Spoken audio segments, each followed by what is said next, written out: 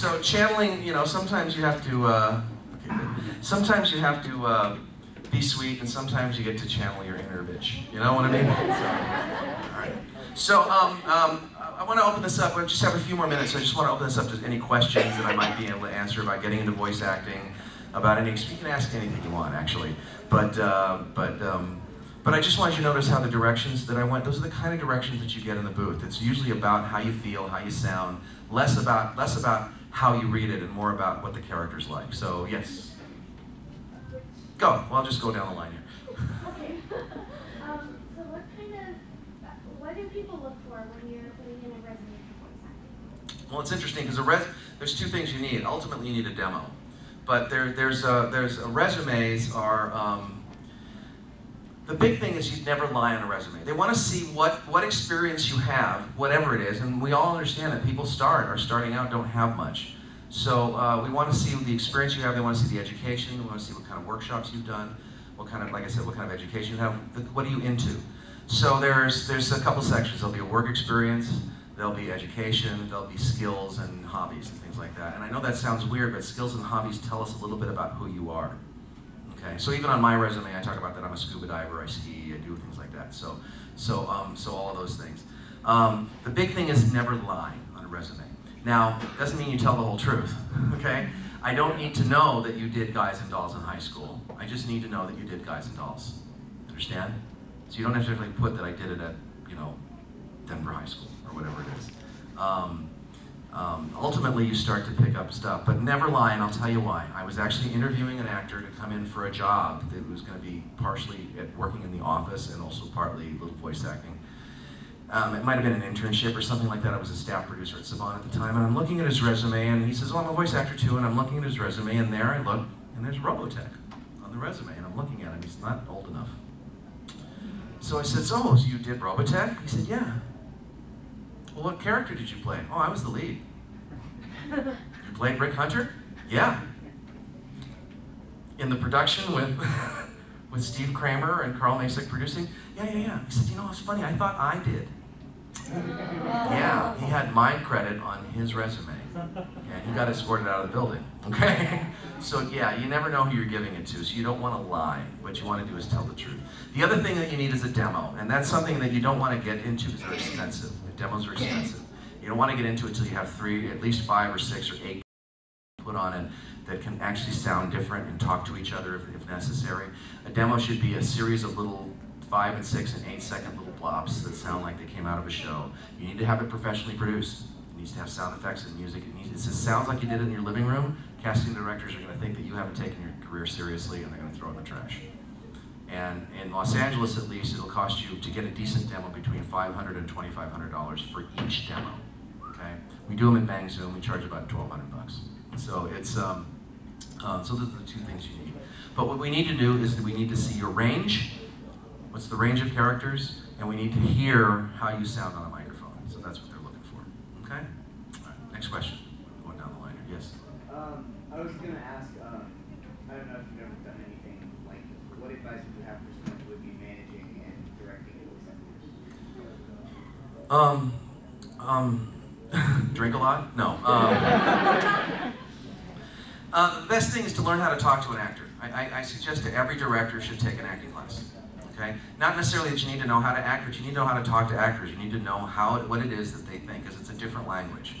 We're talking about, when I direct actors, I talk to them about how to feel, not how to read. And most people try to tell them, no, read it like this, and that doesn't really work with an actor. You have to tell them, so that's the one thing. In terms of management, it's like any other business. You just have to learn how to manage people in an effective way. And understand that your job is to get a project done, not to be right. Okay, I once had Hal Holbrook. I don't know if you guys know who that is, but Hal Holbrook's a very famous actor, and he's won Tony Awards. He's not Academy nominated, and I had him in the booth doing some ADR for a movie that I had co-produced and co-directed, and I gave him some direction, and he took my head off.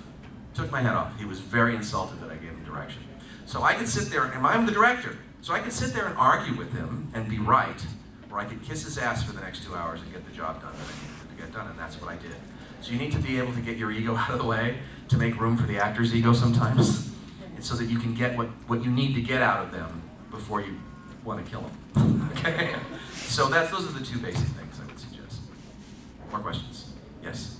I don't know if this was asked, but if you get a job as a voice actor, how do you calm yourself and not get nervous in front of the mic? You're not going to get a job being a voice actor until you can learn how to calm yourself down in front of a mic. A lot of different things you can do. Mostly is ask yourself this question. What am I afraid of? What's the worst thing that can happen? You gonna suck? Okay, sometimes you're going to anyway. And you know, is the world gonna end? No. You know, you're just gonna, you know, chalk it up to experience and move on. So it's learning what's the worst thing that can happen to you. What are you really afraid of? Are you afraid of judgment? The judgment you should be most afraid of is your own judgment on you. No one show, audition, part is going to make or break your career. It's the conglomeration of all of them is what makes a difference. So if you can walk in with that attitude, walk in with the attitude that you're there to have fun, not to perform, you kind of were nervous the first time you read here, and the second time you kind of let go. And once you let go, I mean, it was much better, wasn't it? There was nothing to be nervous about. We're among friends, most of us. And that's what you have to consider that. And the other thing is, I mean, you can meditate. Meditation works really great. If you're a person of faith, pray. It's really effective. It really is. If you're a person of faith, meditation works. Anything that complicates yourself to your happy place. Get to the job an hour ahead of time if you need to, so that you can get there, get rid of the excitement, and then just kind of calm down. But you need to be calm when you walk in the booth. So you need to learn how to do that before you do the other thing. And one of the best ways to do it is get up on a stage. Do exactly what you were doing here until you get used to it, until it becomes second nature. Next, you had a question. Yeah. I heard you say that people auditions on Craigslist and things like that. And I know a trend lately is like you have viral videos and stuff like that. Yeah. There are people that they're on, like either little shorts and things like that. They're on cartoons. Do you ever look at things like that to find new talent? I don't, but I don't do a lot of casting anymore because my friends used to get mad at me when I would bring them in. Actually, you're right. That's a very good point. That is the trend. Ultimately, you're going to want a website of some sort, some place to put all of these things. Just make sure that whatever you put up sounds and looks professional, so that you can point people. A website isn't a place you're going to get a job. It may be a nice business card in order to point people to, do a website. I do have a website, by the way, TonyOliverEntertainment.com. So if you ever want to go there. Pardon? Oh, good. And so so I think that's a good thing, and that's the new trend. People aren't seeking that out yet, but I think ultimately they will, but at least it's a place for you to point people to. I store my demo on so when I got a call a few weeks ago by this casting director named Bill Black, says, I don't have your demo, and I wasn't in a place I could send it. Says, well, go to my website, it's there. And they were able to get it off there. Cross my fingers, I'll have a job out of that in a couple weeks. So next question, yes, in the back. As far as a demo, like what kind of stuff should we do? Should we do stuff from like theater shows? Should we do stuff like our own material, or? What I do is, I wonder if I can do this. What I do here is, there's a couple of different kinds of demos, and let's see if I can play you a couple. There's what I call the kind of the clips demo, and the clips are kind of, it's kind of like like they're little bits and pieces of a show that you did. So you want to produce these separately. You're not pulling them off the air because most of you don't have experience anyway, so you're not going to pull them off the air. But it's like 2 or 3 lines with some sound effects, and it sounds like they yanked it out of something that you did. You go ahead and go on the Disney Channel and copy 2 or 3 funny lines out of each character and use that. I actually wrote my own demo. And the other kind is what I call the radio play demo, which is what I have, where I have all of my characters. My demo is all of my characters sitting around talking about what the demo should be. But whatever it is, you put your best stuff up front. Let me see if I can find this. Where am I going to find this? It's on your website, right? Yeah, but I don't have internet access right from this room.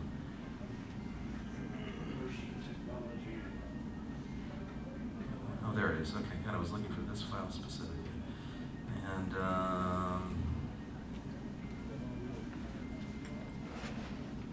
resume. Now you're seeing my whole computer.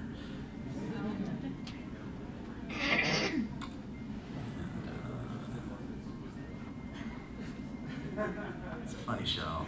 It's a funny. I'm so enjoying it. Yes. Are you have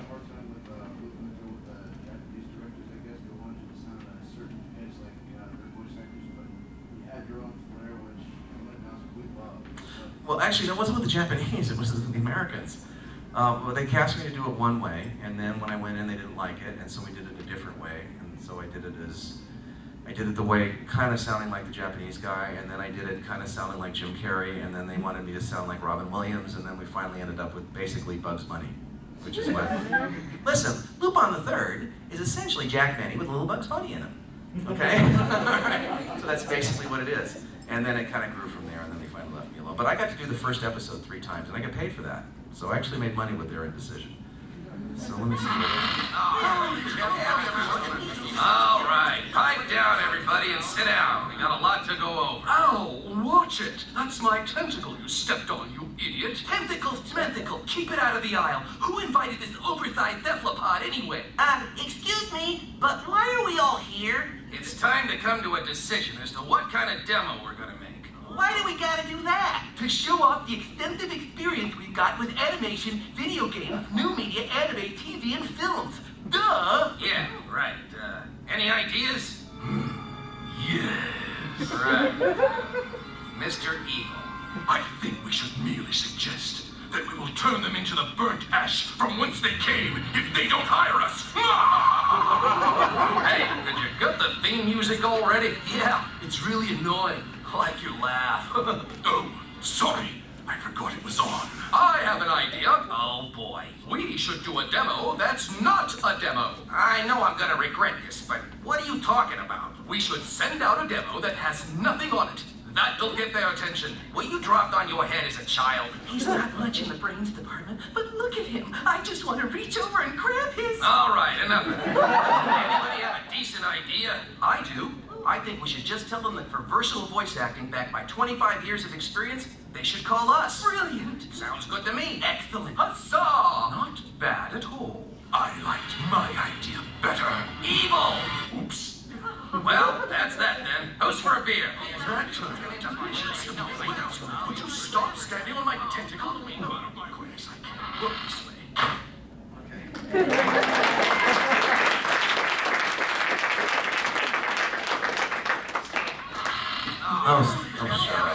Stop. All right. All right, so essentially that's what you're looking for. The idea is really to make sure that you show off all your voices, and that all of those voices remain. Okay, so there's no, what do I have here? I've completely lost this. All right, next panel is about here. So I'm gonna wrap this up. So all of your demo, it should be nothing but your voices. It should be quick, it should be under 2 minutes, you should put your best stuff up front. So that's like the radio play kind, and then the other kind is the kind that's just basically just showing off little bits and pieces, and I don't have one of those to show you. But go to your favorite actors, go to their websites, you're gonna hear their demos on there, and you can get those. But they need to be professionally produced like this, okay, with music and all that stuff, okay? One more question. Yeah, actually, if you go to voices.com or voices123.com, you can listen to tons of these. Yeah. So listen, find out. Different types. Steal from the best. All right. There's times I've gone in and gone, oh God, I don't know what to do with this character. What would Bloom do? And I like to approach it. Now I can't sound like Steve Bloom, but I could approach the character the same way. And ironically enough, I did that once, and I actually got the part over Steve Bloom. I told him that. He's cool with it. He works a lot more than I do. All right, so we're just about done here, but yes, I got to kind of wrap this up. So please go to Adventures in Voice Acting, www.adventuresinvoiceacting.com, and sign up on the email list. Let us know if you want to workshop out here. If we can get 10 people together, that's all we need.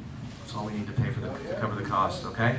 The costs are $2.99 for a day. So that's what it is, and then there's discounts if you do multiple days. I have 3 workshops, beginning, middle, intermediate, and advanced. I can do any 2 during a weekend, okay? If you want to contact me, you can find me at Tony Oliver Voice Actor on Facebook, facebook.com/Tony Oliver Voice Actor, or TonyOliverEntertainment.com is my website. I do have a Twitter, but I don't do it. I only tweet it, so I don't even know what it is. I think it's at Tony Oliver VA, something like that. I don't understand Twitter. I'm trying to figure it out.